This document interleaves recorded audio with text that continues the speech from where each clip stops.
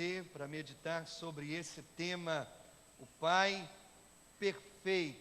Quem é o Pai perfeito? Nós vamos ver algumas características do Pai perfeito. Hoje é um dia para honrar os pais, não é verdade? Talvez você tenha almoçado com seu pai, talvez você tenha falado com ele ao telefone, porque ele está distante. Talvez seus filhos tenham honrado você hoje de alguma maneira especial. Ouvi falar que o Rony teve um café da manhã diferente, as meninas acordaram cedo, fizeram uma homenagem para ele. Alguns aqui têm passado por muitos dias dos pais, outros são marinheiros de primeira viagem ou apenas alguns dias dos pais. Alguns têm lembranças maravilhosas do seu pai, enquanto outros não têm tantas lembranças assim, tiveram um pai insensível, indiferente, frio, talvez até mesmo um homem nocivo, mau, como pai. Mas no dia dos pais nós procuramos lembrar e nos concentrar nas boas qualidades, não é? Nas boas qualidades dos nossos pais. O fato é que nenhum pai é perfeito, nenhum. Mesmo o melhor dos pais tem as suas falhas. Essa noite eu quero olhar para o Pai perfeito, Deus, claro, o Pai celestial. E a minha esperança, como de manhã, a minha esperança é que isso inspire o coração dos pais e que os pais desejem ser mais semelhantes a Deus, mais semelhantes ao Pai celestial, e que todos nós nessa noite depositemos a nossa esperança nele. Afinal, ele é o Pai melhor, o perfeito, o melhor Pai que você poderia querer ter. Nós vamos nessa noite apenas nos concentrar em 5 papéis que eu achei que o meu Pai perfeito preenche muito bem. 5 coisas que o meu Pai celestial é. Em primeiro lugar, ele é o meu provedor. Nos primeiros tempos, ou nos tempos bíblicos, melhor dizendo, o homem era o provedor e a mulher era a educadora. O homem o provedor, a mulher a educadora. Enquanto a nossa cultura mudou algumas coisas, queridos, ainda isso é uma verdade fundamental. O homem tem a responsabilidade de sustentar a sua família. Ele é o chefe da família, portanto, ele é o responsável direto pelo sustento da família. Jesus, falando em Mateus capítulo 7, versículo 9 e 11 a 11, ele diz assim: qual de vocês, se o seu filho pedir pão, lhe dará uma pedra? Ou se pedir peixe, lhe dará uma cobra? Se vocês, diz o texto, se vocês, apesar de serem maus, sabem dar boas coisas aos seus filhos, quanto mais o Pai de vocês que está nos céus dará boas coisas ou coisas boas aos que lhe pedirem. Querido, é claro que há pais maus, pais que abusam dos seus filhos, pais que dão pedra se o filho pedir pão, mas é claro que de um modo geral, a maioria dos pais não pensaria em privar um filho das suas necessidades básicas. Certamente um pai não iria dar algo inútil como uma espécie de piada ou zombaria dos seus filhos. Pais terrenos são pecadores e longe de serem perfeitos, mas a maioria dos pais, de uma maneira geral, supre as necessidades dos seus filhos. Agora pense em Deus. Deus como Pai, Ele pode dar exatamente o que nós precisamos. Lá em Mateus, no capítulo 6, no versículo 33, diz que Deus promete suprir as nossas necessidades, se nós colocarmos o reino dEle em primeiro lugar na nossa vida. Eu sei, eu acredito, eu tenho certeza e convicção no meu coração, que eu e você podemos dizer como Abraão, lá em Gênesis 22, no versículo 14, o Senhor proverá, o Senhor vai me sustentar. Como um bom pai, Deus não pode suprir tudo o que nós queremos na vida. Você entende? Deus também pode não suprir todas as necessidades da maneira que eu penso que deveria ser suprida. Mas, querido, eu tenho certeza, Deus cuida dos seus filhos, porque Ele é um Pai perfeito. Ele não me dá o que eu quero, Ele me dá o que eu preciso, Ele me dá o que eu necessito. Ele não faz da maneira que eu gostaria que Ele fizesse. Ele tem um plano melhor do que eu. Ele é o meu provedor. Segundo, Deus, o Pai perfeito, é o meu disciplinador. Agora, eu entendo que nós não gostamos dessa palavra disciplinador. Talvez até você se encolha um pouquinho aí no seu lugar quando você pensa nessa palavra, porque talvez você tenha tido um pai disciplinador muito firme, muito carrasco às vezes. Eu ouço os mais antigos falarem sobre a disciplina rígida dos seus filhos, ou perdão, dos seus pais. Talvez você se encolha porque o seu pai foi abusivo. Seu pai puniu você de maneiras que gerou no seu coração medo, no seu coração revolta. Talvez nós não gostemos da disciplina de uma maneira geral, e aí nós preferimos não falar sobre isso. Mas, queridos, o Pai perfeito, o Pai celestial, Ele disciplina os seus filhos. Uma grande passagem sobre a disciplina de Deus, sobre os seus filhos, é encontrada em Hebreus, capítulo 12.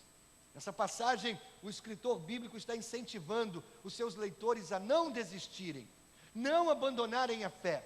Eles estão sendo perseguidos, eles estão enfrentando lutas, mas eles devem entender que a própria perseguição era Deus que os estava disciplinando. Agora, queridos, isso pode parecer tão estranho para nós, não é? Deus disciplinando.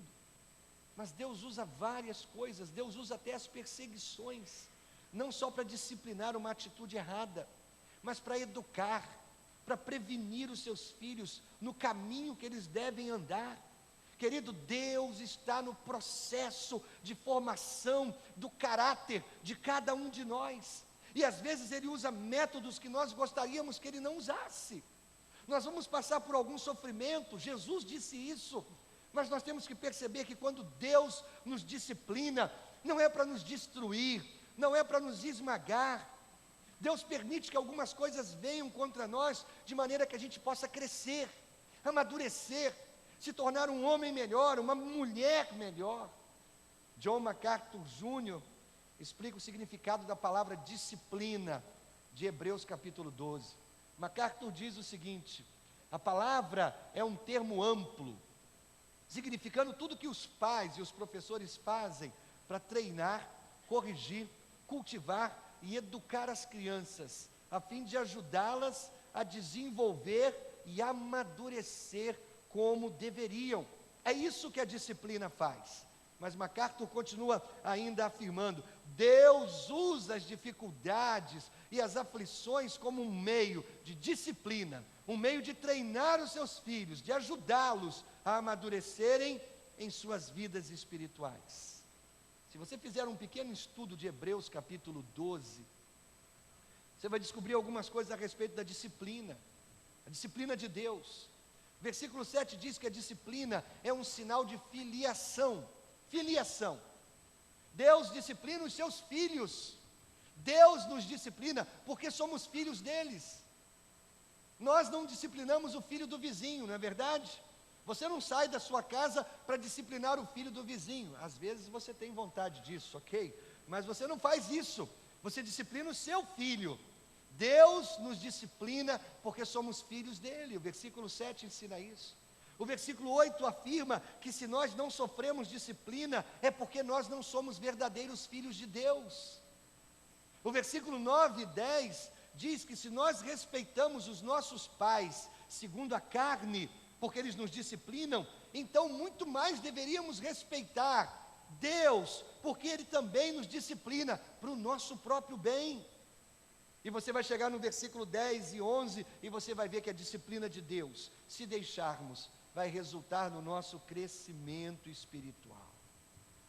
Querido, da mesma maneira que nós devemos nos alegrar pelo fato dos nossos pais terem sido disciplinadores conosco, nos mantiveram na linha, nos ensinaram o certo do errado.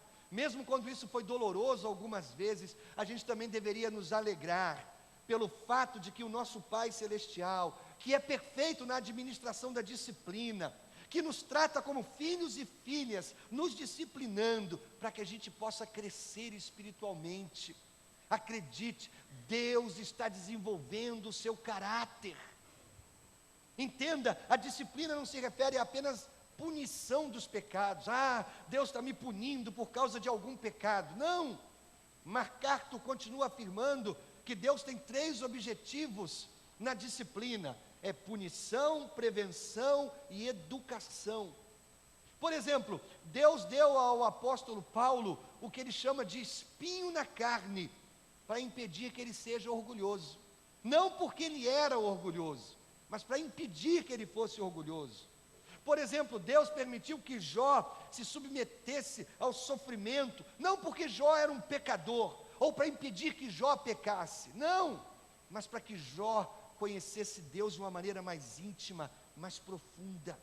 Querido, Deus pode usar até mesmo a mais dolorosa situação para nos ensinar coisas que nós nunca poderíamos aprender sentado no sofá confortável da nossa vida. Às vezes Deus coloca um espinho, uma tachinha no nosso sofá para nos incomodar, para nos tirar da zona de conforto, para nos tirar do conforto da vida, para nos ensinar coisas, para nos tornar homens melhores, mulheres melhores. O fato é que a Bíblia nos diz que nós teremos aflições e sempre, sempre Deus usa tudo para o nosso bem e para a glória dEle. Querido, ouça o seu professor, ouça o seu mestre no meio dos sofrimentos. O objetivo final de Deus não é que nós sejamos esmagados, destruídos, mas que nos tornemos mais parecidos com Ele. Deus é o meu provedor, Deus é o meu Pai disciplinador, mas o Pai perfeito também é a minha segurança. Você já ouviu do garotinho que brigando com o seu amiguinho, ou daqueles garotinhos, que brigam entre si, e depois que eles não têm mais nenhum argumento para vencer o outro amiguinho, eles dizem assim: o meu pai vai bater no seu. Já viu isso? Coloca o pai na briga: o meu pai é mais forte que o seu, meu pai vai bater no seu. Crianças gostam de pensar que os seus pais são os mais fortes, são os maiores. O que é isso? Segurança. O pai é o protetor. Isso sempre foi assim ao longo da história humana e será até que Jesus venha. Apesar desse tempo que a gente está vivendo de feminização, da nossa cultura, a nossa cultura está sendo femininizada. Os pais devem ser vistos como os protetores, e os pais devem se olhar como os protetores das suas famílias. Assim como o Pai perfeito, Deus, é o nosso protetor. Eu fiz essa semana uma pequena pesquisa no livro de Salmos, na nova versão internacional, e eu encontrei a palavra fortaleza 13 vezes, se referindo a Deus, Deus como nosso refúgio, Deus como a nossa fortaleza. Querido, Deus é o seu refúgio. Você pode correr para Deus sempre que você se sentir inseguro, sempre que você sentir medo, corra para Deus, porque Deus é uma fortaleza. Nós devemos encontrar segurança no fato de que nada nos acontece sem que passe primeiro pelas mãos de Deus. Tudo que acontece na minha vida, tudo que acontece na sua vida, primeiro passa pela mão de Deus. E o que passa pela mão de Deus e cai sobre a sua vida é para o seu bem, é para o seu benefício, não é para a sua destruição. Jó não poderia ter sido atingido pelo diabo sem que isso passasse pela mão de Deus, pela permissão de Deus. E também, irmãos, é bom notar que em alguns momentos Deus vai nos livrar do mal, como livrou Pedro em Atos capítulo 12, mas não livrou Jó. É certo você orar por proteção. Paulo pediu que os seus irmãos orassem por ele, para que ele não caísse nas mãos de malfeitores, Romanos 15:31, ele pediu isso. Deus nos oferece proteção física, Deus nos oferece uma blindagem para a nossa vida, e nós faríamos muito bem se nós pedíssemos proteção a Deus contra os nossos inimigos, contra os malfeitores, e depois confiássemos em Deus, ainda que os nossos malfeitores pisassem em nós. Mas sabe o que acontece? Nós oramos e nós pedimos proteção a Deus, e muitas vezes nós passamos por momentos difíceis, aí ficamos emburrados, olhamos para o céu e falamos: Deus, que papelão, hein? Eu orei pedindo proteção e o Senhor deixou tudo isso me acontecer. Queridos, nós deveríamos confiar em Deus, até mesmo quando as nossas orações não forem atendidas da maneira que elas deveriam, ou que nós pensamos que elas deveriam ser atendidas. Deus é o nosso protetor, e Ele sabe o que é melhor para nós. Outra coisa que nós devemos tomar nota, é que enquanto na terra, os nossos pais terrenos não podem nos proteger da morte, Deus, querido, é o único que pode proteger a nossa alma.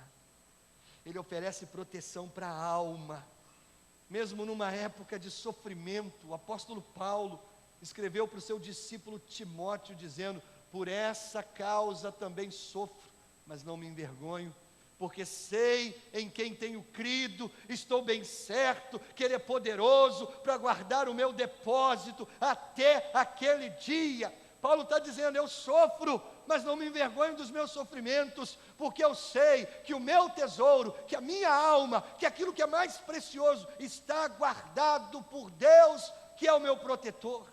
Quando Judas escrevia sua carta, sua pequenina carta, de apenas alguns versículos, no versículo 24 ele diz: aquele que é poderoso para impedi-los de cair, e para apresentá-los diante da sua glória, sem mácula e com grande alegria. Deus é poderoso para proteger a sua alma. Esses homens estavam confiantes de que Deus pode oferecer proteção para os seus filhos. O meu Pai perfeito, Ele é o meu provedor. Meu Pai perfeito é o meu disciplinador. Meu Pai perfeito é o meu protetor. Meu Pai perfeito é pessoal. Pessoal. Israel, o país, o povo, no Velho Testamento teve um problema muito sério. Israel queria ser parecido com os outros povos ao seu redor. Todos os outros povos ao redor de Israel tinham um Deus físico, um Deus visível, um Deus em quem eles podiam tocar, uma estátua em quem eles podiam tocar, um ídolo a quem eles poderiam adorar. Israel era a única nação que não tinha um Deus estátua, ou uma estátua de Deus. Então eles caíram vez após vez na idolatria, e Deus pronunciou julgamento sobre eles, e Deus falou contra a idolatria. E numa passagem onde Deus está falando da inutilidade dos deuses, Deus afirma: eles nada sabem, nada entendem, seus olhos estão tapados, não conseguem ver, suas mentes estão fechadas, não conseguem entender. Através do profeta Jeremias, Deus diz a Israel para não aprender os caminhos, não andar nos caminhos dos povos ao seu redor. E Deus fala dos seus ídolos dizendo: como um espantalho numa plantação de pepinos, os ídolos são incapazes de falar e têm que ser transportados porque não conseguem andar. Não tenham medo deles, pois não podem fazer nem mal, nem bem. Querido, nosso Deus não é um bloco de madeira, não é uma pedra esculpida. Deus é capaz de ter um relacionamento íntimo e pessoal com você. Ele quer que você o conheça de maneira íntima e pessoal, porque Deus é pessoal. Abacuque capítulo 2, versículo 19, Deus faz uma pergunta sobre os ídolos. Ai daquele que diz à madeira: desperte, ou a pedra sem vida: acorde. Poderá isso dar orientação? Está coberta de ouro e de prata, mas não respira. Poderá os ídolos darem orientação? Obviamente que não. É ridículo pensar que ídolos feitos por mãos humanas, feitos de uma árvore, feitos de uma pedra, feitos de gesso, poderiam oferecer qualquer tipo de relacionamento pessoal com os homens. É tolice. Deus sabia disso, e Deus repreendeu o seu povo por essa rejeição a Ele mesmo, e por essa dependência da madeira entalhada, da pedra esculpida. Queridos, ao contrário dos ídolos impessoais, das nações ao redor dos dias de Israel, Deus é muito pessoal. Isso é maravilhoso. Ainda há muitas pessoas no mundo que se curvam diante de ídolos, que fazem procissões carregando seus ídolos nas costas, mas eles não oferecem nenhuma relação. Seus olhos estão frios, não mostram nenhum cuidado, mas nós podemos experimentar o cuidado pessoal de Deus. Mateus capítulo 10, o versículo 30 diz: até os cabelos da cabeça de vocês estão todos contados. É dessa maneira que Deus é pessoal. O Salmo 139, os versículos de 13 a 16 dão conta dessa imagem do nosso Deus, Deus envolvido na formação das nossas vidas. Deus sabe de tudo, de todos os nossos dias, antes mesmo que nós fôssemos concebidos. Quando nós estávamos no ventre da nossa mãe, Deus já tinha planos para a nossa vida, porque Ele é pessoal. Jeremias capítulo 1, versículo 5, dá luz ao fato de que Deus nos conhece, Deus tem planos para a nossa vida, antes mesmo que nascêssemos. Deus é pessoal. Quando nós oramos, nós podemos chamá-lo de Pai. É assim que Jesus nos ensinou na oração do Pai Nosso. Ele sabe tudo sobre a sua vida, mesmo que você não creia na existência dele. Deus crê na sua existência, e Deus tem planos para a sua existência. E se você lhe der a oportunidade, Ele sabe como desembaraçar as confusões da sua vida, como corrigir o seu fracasso, como trazer você de volta ao equilíbrio.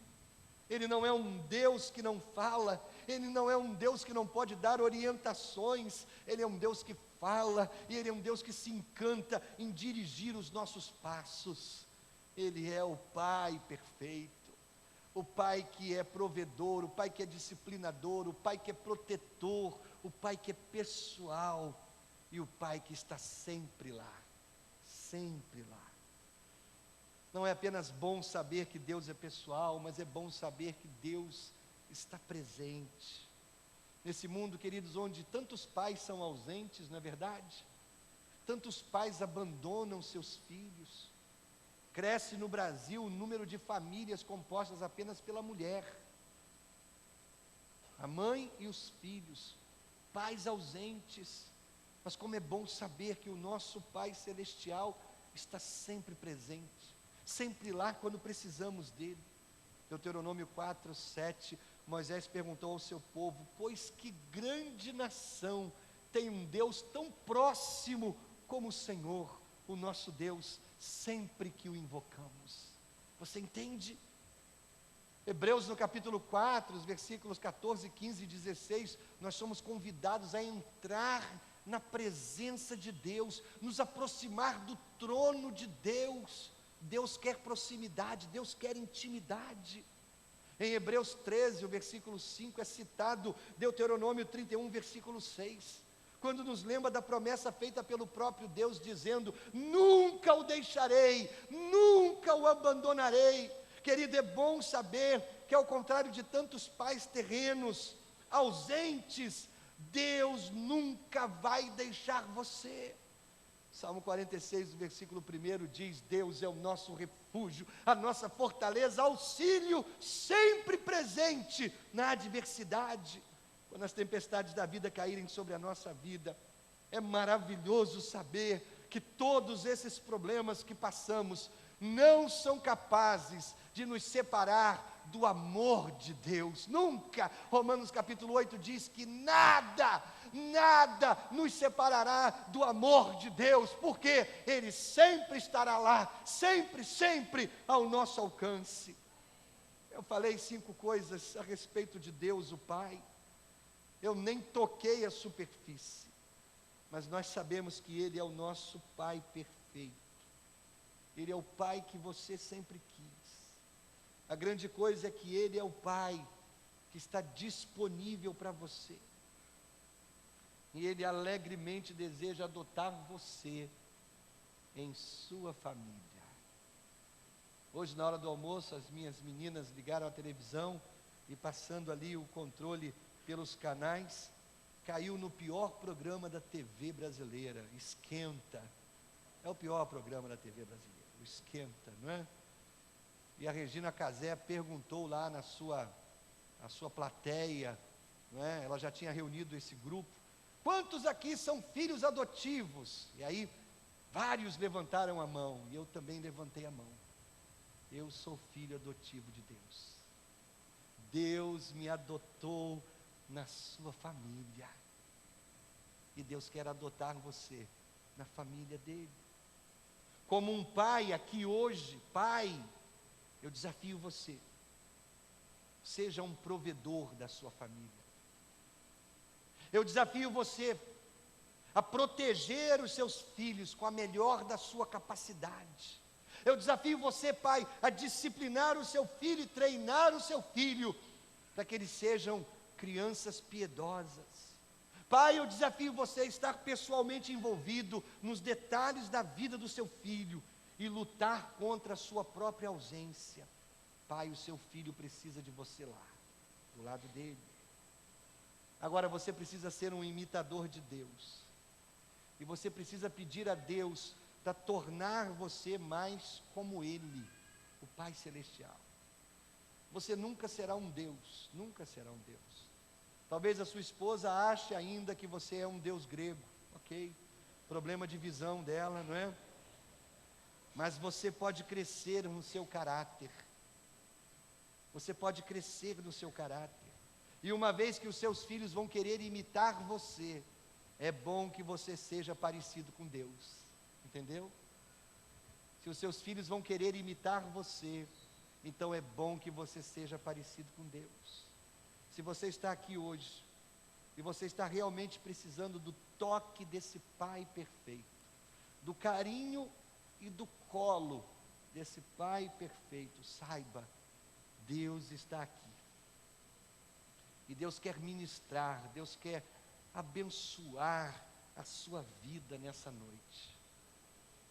Ele quer ser o seu Pai perfeito. Quando toda a gente falha, quando todos os homens falham, Deus nunca falha. Você pode colocar a sua confiança nele e você não será decepcionado nunca, nunca. Você pode confiar em Deus. Eu quero orar por você nessa hora. E talvez você esteja precisando do colo do Pai, do colo do Pai. Cabeça curvada, os olhos fechados. Eu gostaria muito, muito de orar por você. Talvez você tenha uma dificuldade, talvez você tenha um problema, uma dor, uma ansiedade no seu coração. E você está precisando tanto que o Pai cuide de você. Um milagre talvez.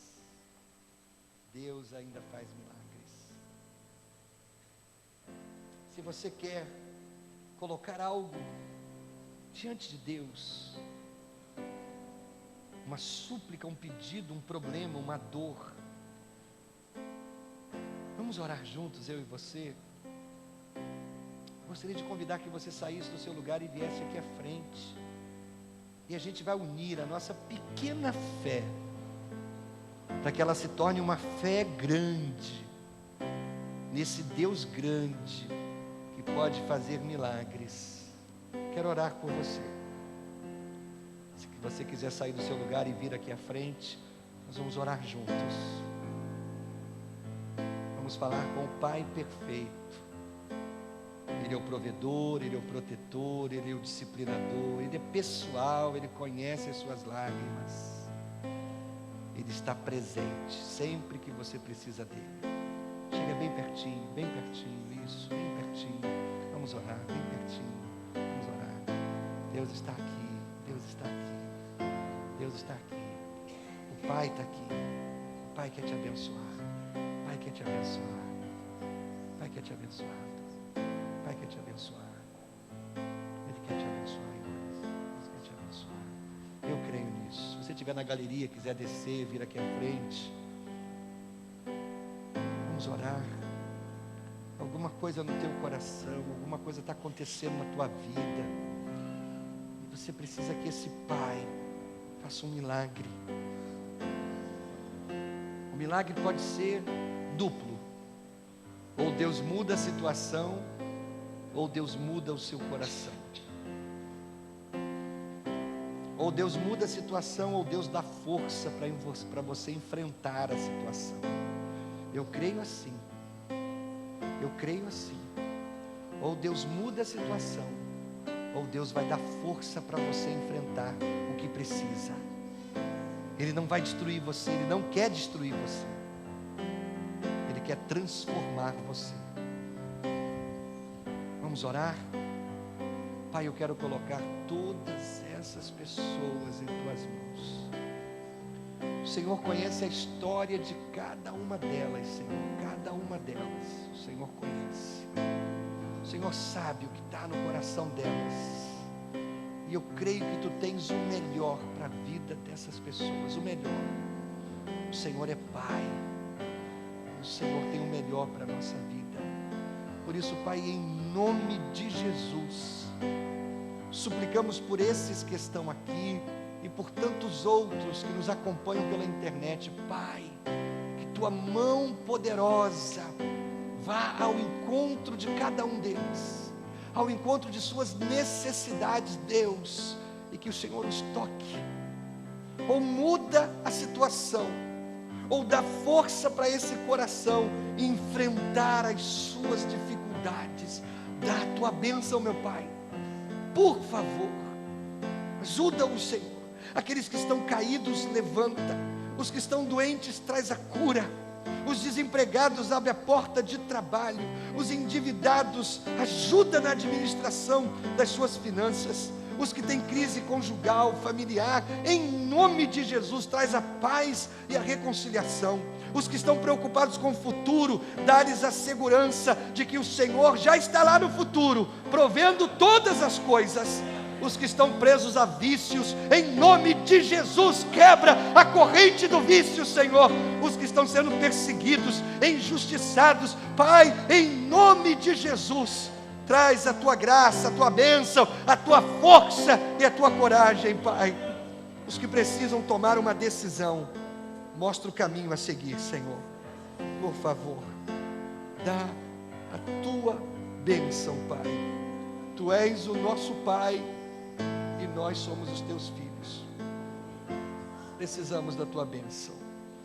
Oramos humildemente, Pai, em nome de Jesus.